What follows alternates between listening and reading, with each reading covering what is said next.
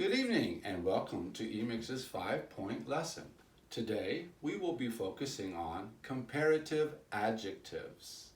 With adjectives, there seems to be some trouble in understanding how to use it in a comparative form.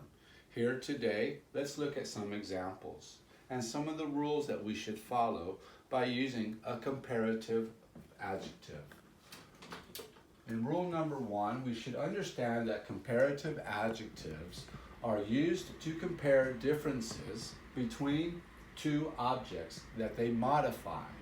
They are used where two nouns are compared.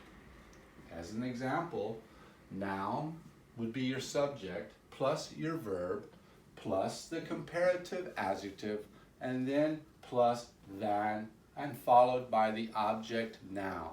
In most cases, this is used. In some cases, we can reduce that by taking away this object by using a different form of speech. The second item of comparison can be omitted if it is clear from the context, such as the noun for the object. Let's follow the forming of your regular comparatives. We often have some difficulties with the syllables. Now, to understand what a syllable means is how we break down a word, such as my name is Paul. If you pronounce it correctly, it is pronounced with one syllable, Paul. Okay? As I'm not an adjective, I am a noun, but just as an example. Okay? Now, with one syllable adjectives, we often will need to use the ER at the end of the adjective, okay? If the adjective has a consonant, which is B, C, D, F, G, and followed, with a single vowel, a vowel being A, E, I, O, and U, plus the consonant spelling, the final consonant must be doubled before adding the ending of the ER. I will show you some examples in just a moment.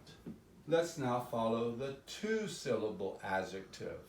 Here the two-syllable adjective either chooses the ER or the word more before the adjectives. For two-syllable adjectives not ending in a Y, use the form more. If the two-syllable adjective does end in Y, we must change the Y to an I and then follow this with the ER. And number 3, our three-syllable adjective, we must always use more before we use the adjective.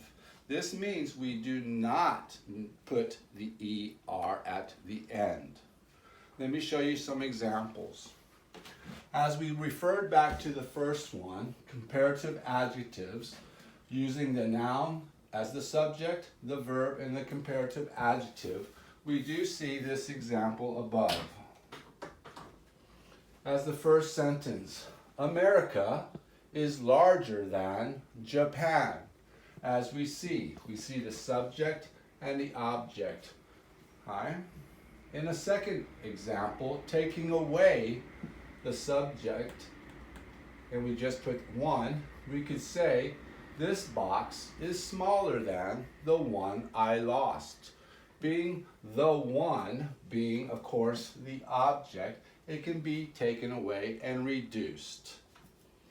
Going back to the one syllables, as we should know, we put the ER at the end. Again, the syllable, old, old, one syllable. Long, new, hard. Each becoming one syllable, we must put the ER at the end. As we noticed from the example below, where we need to put the single vowel with the consonant before and the consonant ending, we must double the consonant. As we see in this example of big and hot. Again, double the consonant and then add ER. Double the consonant, add ER. Okay? Let's move on to a two-syllable word, and here we see the spelling with the Y. Please understand, we must take away the Y, add the I plus the ER. Again, pretty, I-E-R. Pronunciation, happy, happier. Pretty, prettier. Here we follow another similar two-syllable, but here we have famous, careful, tired. As we do not see the Y as the consonant ending, we see an S, we see an L, and we see a D. We must now change the ER into more.